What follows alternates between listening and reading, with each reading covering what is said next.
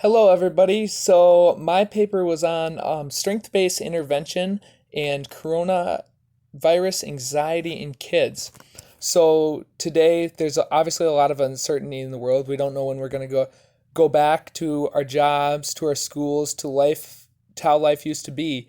And 50%, around 50%, according to surveys, of teenagers are feeling the anxiety and loneliness from quarantine, and obviously they're feeling some social effects as well, and they're worried about their families getting sick.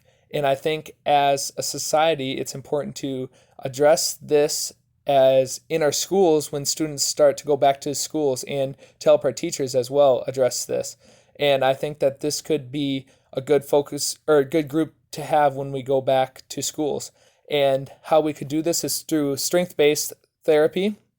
So, strength based therapy is all about focusing on the strengths that you have on the inside, and how those strengths can help you um, get over things and work through things in your life. And you have the ability within yourself to work through these things.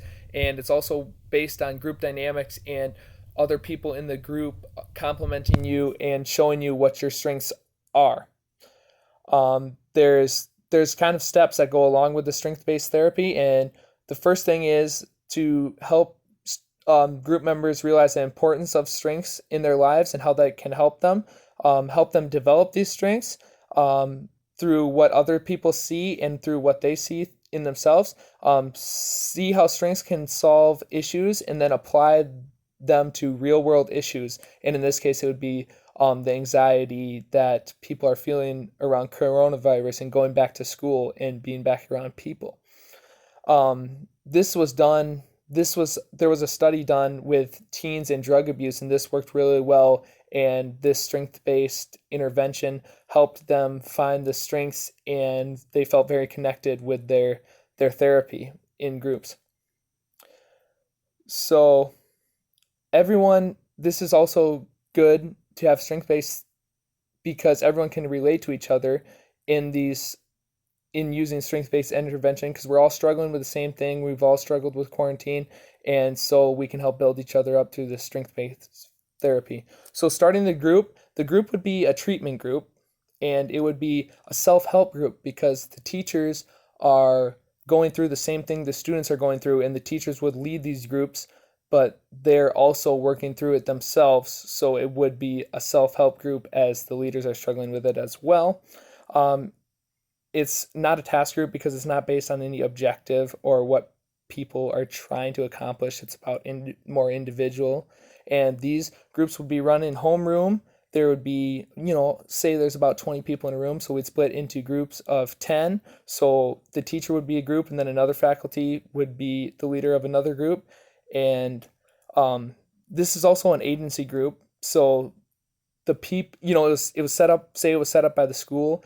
The students are could almost be seen as, they have to be at the group. It's mandatory. So obviously there's going to be some resistance, maybe from teachers, maybe from parents, maybe from the students themselves who think that this is stupid. So there'd have to be a release form sent home, and obviously people could opt out of it if they wanted to. And maybe their parents would want them to go, but some students may think it's still stupid. Well, then the way to make sure that this group is effective is to make sure that these students are engaged, that they find that they realize that there is value in finding their strengths, and I think once they get complimented by students, they'll be more likely to stay. And once they see their strengths within themselves, and to make sure it's relevant information and not information that has been repeated since quarantine started, like we're all in this together. Let's try to dive a little deeper as a group. Um, so it's strengths. So for the first 10 minutes of the group, what I would do is introduce the strength-based intervention. And how I would do that is um, asking, handing out a sheet of paper that had 3 questions. One would be, why are strengths important right now as we're coming back to school?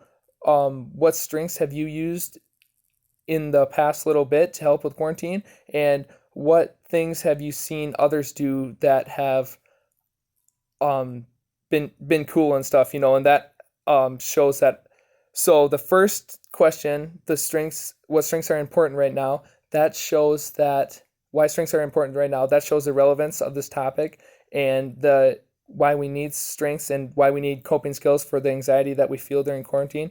The strengths we used helps start having these students have a pocket of resources that they can go towards. And what cool things have we seen others do? Well, that helps them start thinking about what other people have done during quarantine and how they can look at others and see, maybe copy other strengths and see other strengths in other people.